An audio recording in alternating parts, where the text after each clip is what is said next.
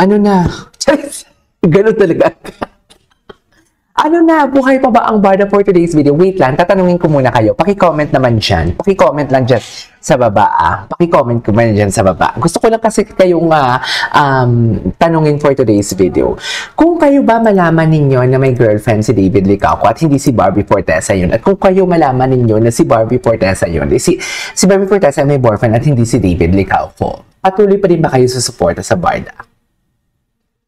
Since from the beginning, naging barda kayo because of Filay, na may kanya-kanya silang relationship. Ngayon na may gumugulo sa barda for today's video, sa palagay ninyo, kung may girlfriend si David Licauco na iba at hindi si Barbie Fortesa yun, magsusupport pa din ba kayo?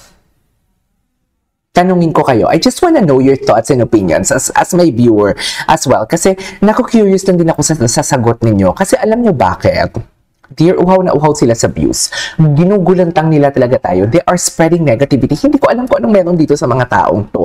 Unang-una, oo, sige, nagpakita kami ng picture na andun si girl sa Siargao kasama ni David Licauco. So, we all know from the fact, okay, it's fucking obvious. It's really, really obvious na may alam talaga siya about sa schedule ng Manalang and ng Licauco. May alam talaga siya, okay? Hindi natin kukunin yan sa kanya. Hindi natin yun itatanggal sa kanya. We should give credit where credit is due. Kahapon nang gagalaiti lang ako na ipakita nyo yung mukha. Sampalin nyo kami ng katotohanan. Okay, I was expecting na ipapakita nila sa atin na pagsampal ng katotohanan is something like may hug. Hindi po alam mo yung nagbubulungan na sobrang sweet na video, not just photo, video. Okay, hindi po alam mo yung continuous ang kilig and everything. I was hoping for that actually. Kaya hindi ako takot magpakita man kayo ng mukha or magpakita kayo ng mukha or what, okay, sige, pakita nyo. Kaya hindi ako takot, challenge ko sila because I wanna know. I really wanna know kasi hindi ako sure. Maraming nagsasabi na talaga, although ibang mga content creator na mga pro-barter na nagsasabi na yes, it's Alex indeed. Okay, pero ako kasi, as long as hindi clear, hindi ako maniniwala. Okay, hindi ako maniniwala sa ikukwento ninyo and everything. Kahit marami kayong minimension dyan. Actually, KG, ganun, kahit balita pa yan na pro-barda, hindi ako maniniwala. Because gusto kong paniwalaan kung ano yung maririnig ko mismo kay David and Barbie. Maniniwala lang ako between David and Barbie. And from the beginning, I'm telling you guys, I am not spilling facts here. Palagi akong nasa safe. Kasi once na i-deny yan, boom, tapos na ang career ko sa showbiz. Tapos na ang career ko dito sa YouTube. Okay, kaya hindi ko din pwedeng ilabas. Or kung ano man ang mga nalalaman ko, hindi ko ako pwedeng maging specific kasi I am really, really scared na matag ako as fake news peddler. I am not a fake news peddler. I gained my YouTube subscription. Kahit wala na tayo sa YouTube. Kahit hindi na tayo sa YouTube. Kahit sa totoong buhay na lang tayo. Okay? Alam mo bakit safe ako? Kasi hindi naman maraming, pero may nag-comment na isa na, I am not a fan of yours. Sabi niya, I am not a fan of yours, but I just wanna know how you maneuver. Sabi niya, how you maneuver your words sa nakikita, sa video na lumabas. Dear, unang-una, ito na ang masasabi ko. Unang-una, I am asking for facts. I am asking for a concrete evidence. Yun yung hinihingi ko. Ang pinapakita nila likod, ngayon nagpakita sila ng harap. So, ano ngayon kung nagpakita sa harap? Ano ngayon? Nagsalita ba? May mga kissing ba? Actually, kahapon nakita ko na yung video ni Madam Inertia. Pero hindi ako convinced. Ito totoo ko, hindi ako convinced sa sinasabi ni Madam Inertia. Kasi hindi ko pa naman nakikita na may mukha talaga yung babae. Hindi ko nakikita ang mukha ng babae. Di ba? Hindi nga ako nag-agree sa inyo na si Kisen yun and everything Hindi ako nag-agree sa inyo because I'm not familiar with the face of Kisen. Hindi talaga ako familiar. Pero ang sabi ko lang, ba't ang tangos ng ilong and everything, na parang foreigner and everything. Anyways, so ito na nga. As long as hindi galing kay Barbie and David yan, and minahal ko naman talaga ang barda because of them, I don't care. Wala naman sinasabi si David Tsaka, can you just imagine, pwede naman yan For example, ako may nalalaman ako si David. For example lang si Jameson and Barbie pupunta sa Korea. Ang flight nila, December pa lang. Pero ngayon, aayusin ko na yung script ko. Yes! Na magkikita, magsasama, ganito ang nangyari, ganito, ganyan, ganyan, ganyan, ganyan. Pero hindi naman ninyo maririnig na si David, si Barbie and Jameson is magsasalita about their relationship, kung ano man talaga.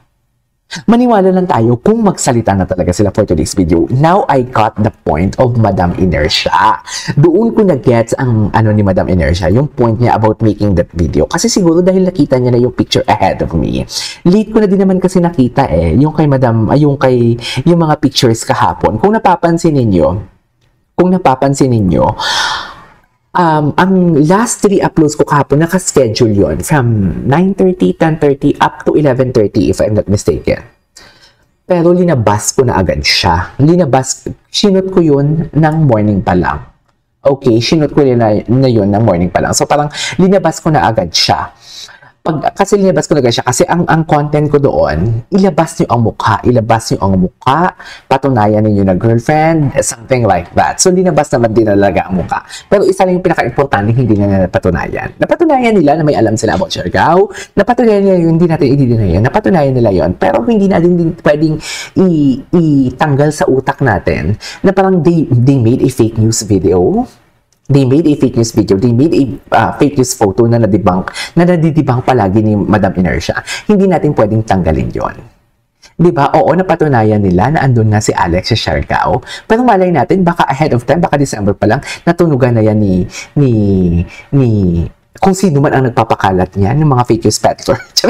Natunugan na yan na parang, uy, pupunta daw si Alex and pupunta si David sa Siargao. Tapos, kasyoso siya, negosyo si Alex and everything. Ito, case, ano lang to parang analyzation ko lang to Pupunta si ganito, ganyan. So, kailangan natin gumawa ng storya, kasamang family. So, kung kasamang family, kailangan natin gumawa ng storya, magpapakasal na silang dalawa.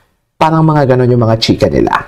Tapos, right after that, kailangan natin ipalabas na, ngayon pa lang kailangan natin ipalabas na may girlfriend si David. Unti-untiin natin for today's video, unti-untiin natin na magkasama sila. Na magganito, ganyan, na may negosyo and everything. Malay natin naman talaga, baka may negosyo din naman talagang inaasikaso. Diba? Malay din naman talaga natin.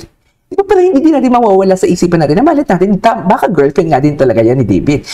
Kung girlfriend nga din talaga yan ni David, tapos ano ngayon? Bakit yung sinisira ang pagkatao ni David kung may girlfriend si David at hindi si Barbie yun? Diba? Kasi KJ, umaasa kami, parehas tayong umaasa na maging sila kasi ang ganda ng chemistry nila, bagay na bagay sila for today's video. At wait lang, ano yun? Ano yung kinakwento ng mga makeup artists? Hindi lang ng source. Ay, hindi ko naman sinasabing makeup artist ang source ko. Charis, nadulas ka na, KJ. Charis, hindi ko naman sinasabing ganon. Pero, ano yung kinikwento ng mismo sa live ng kwento ng makeup artist ni na Barbie na sina Miss Tony. So, ano yun? Ano yung sinasabi ni Barbie sa video ng Team Panatag? Ano yung nakikita natin? Don't tell me fan service lang yun. Nadidistinguish natin ang fan service o hindi. Diba? Maniniwala ako kung fan service yun, kung manggaling sa kanila na fan service yun. Maniniwala ako na may girlfriend and boyfriend sila, si David, kung manggagaling sa bibig nila yun. Kaya nga ako kahit nag-holding hands silang si David, si Barbie and Jameson, alam ko na fan service yun. Kasi si Barbie na mismo nagsabi na friends lang sila.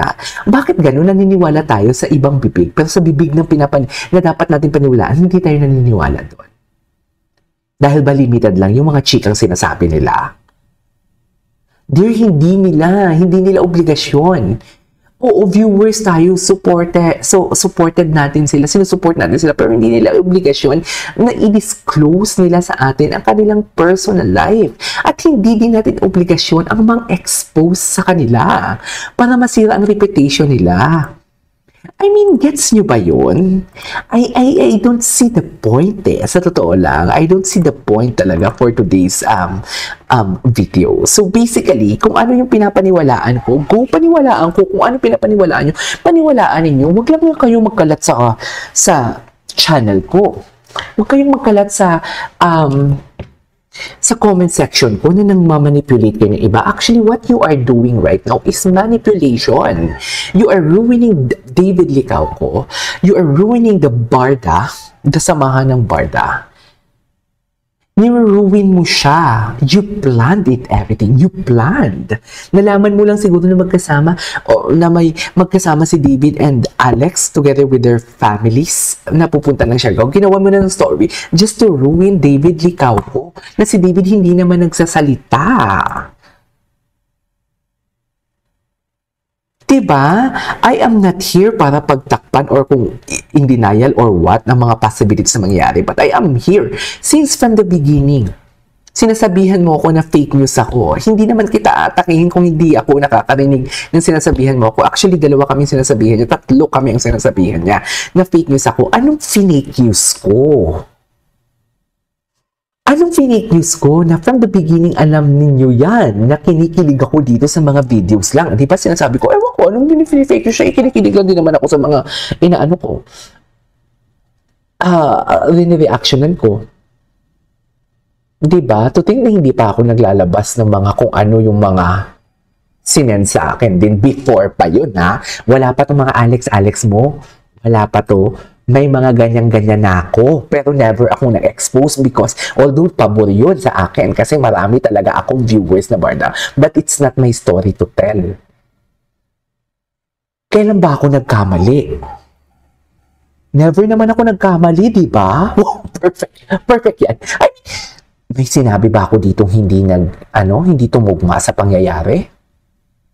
Wala namang hindi tumugma sa pangyayari kasi wala naman akong sinasabi. Because wala naman akong in-expose. Ikaw lang din naman yun yung maraming pangyayaring sinasabi mo.